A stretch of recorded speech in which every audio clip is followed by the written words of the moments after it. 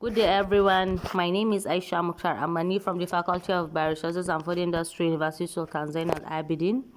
I'm here to present a paper titled Gender Inequality in the Fisheries Sector Development. Women play a vital role in global fisheries, constituting an estimated 50% of world fisheries sector in both pre- and post-harvest activities, with limited involvement in management and decision-making. This is according to the BRIC 2013 and others. Women's participation and contribution to the fisheries sector is mostly undervalued and almost invisible in management plans and fisheries statistics. This is according to Bennett, 2005. According to FAO in 2008, women's partial participation in the fisheries sector results in gender inequality in terms of socioeconomic well-being, which in turn pushes women into poverty. According to Retunge, Sineda and Zay in 2010, the inequalities in management decision-making, access to fisheries and capital resources, as well as training and formal education have a multifaceted effect on both livelihoods of the women and that of the entire household. Fisheries sector is often considered a male domain because of the high levels of investment and the adoption of new technology associated with its development, and this has been a major contributory factor to inequalities. According to Murray and Kisson, 1998, Lopez Rodriguez in 2017, research and development programs generally regard fishers as men and remain oblivious to women's direct participation and the contribution to the industry. According to Williams in 2008, Wetringe et al. In 2010, customary beliefs, norms, and laws and all unfavorable regulatory structures of the state reduce women's access to fisheries resources, assets, and decision-making. This paper reviews the state-of-the-art literature on gender inequalities within the fisheries sector and suggesting a more comprehensive approach to the study of gender in fisheries management by exploring gender inequalities across the three pillars of the ecological approach to fisheries management. It draws the attention of stakeholders and policymakers working towards achieving a sustainable and gender-balanced fisheries sector.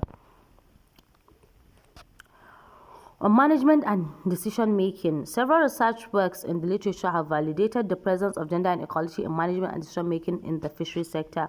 The literature suggested the inclusion of gender in fisheries management and ensuring women participation in monitoring, implementation, evaluation, and decision-making in the fisheries sector. This is according to Agarwal in 2010 and others.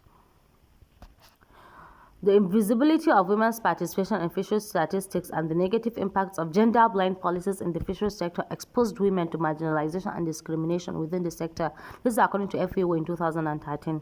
To utilize the untapped potentials of women in fisheries management and decision-making, some important steps should be taken, such as gender mainstreaming in governance policies and strategies, documentation of the entire process used, and developing gender dialogues. On access and control of resources.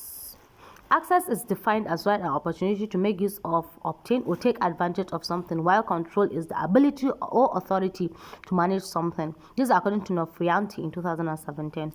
Women have limited access and control over assets and fishery resources due to gender-blind policies, cultural and religious norms, and their position in the fisheries value chain. This is according to FAO in 2016 and others.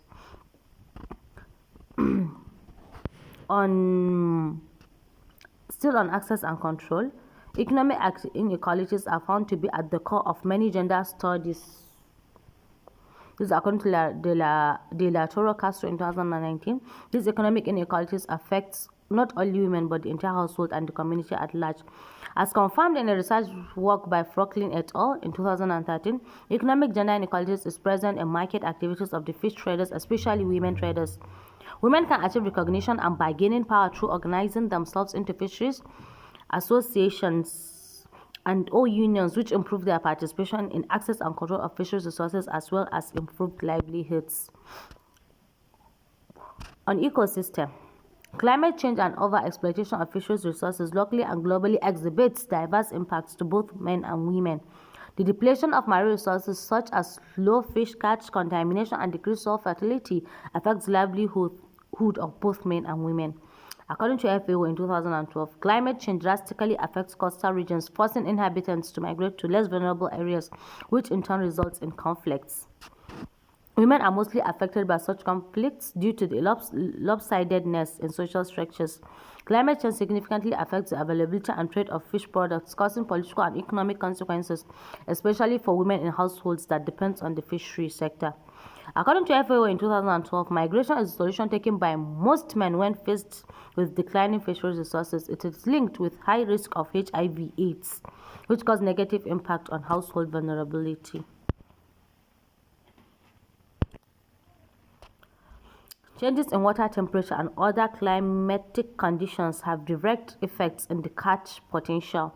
These climate changes affects women the most, since any distribution in fish species requires a different technique in harvesting, processing, and marketing. This is according to World Fish in 2016. In conclusion, the fisheries sector is still patriarchal in nature, with little or no consideration on the various roles women played, except for post-harvest rules. Much emphasis is given in the literature on how to improve the post-harvest activities, which is majorly dominated by women. From the literature, it is evident that most women have only secondary or tertiary access and control to fisheries resources, with limited or no access to management and decision-making in the sector. It is very difficult to draw such strong conclusions on women's active participation and access and control of fisheries resources based on the available literature. There is need for an in-depth exploration of the inequality issue in the fisheries sector through revising and adaptation of policies, laws and fisheries management plans to consider gender equality within the fisheries value chain to achieve equitable participation, decision-making, as well as access and control of fisheries resources. Failure to address gender-specific limitations in the fisheries sector policies resulted in substantial economic losses to the sector in terms of production, income, and food security, mostly for the poor households that depend on small-scale fishery. Future research work should look inward on power distribution among fishing communities, with emphasis on decision-making, access, and control of fisheries. Thank you.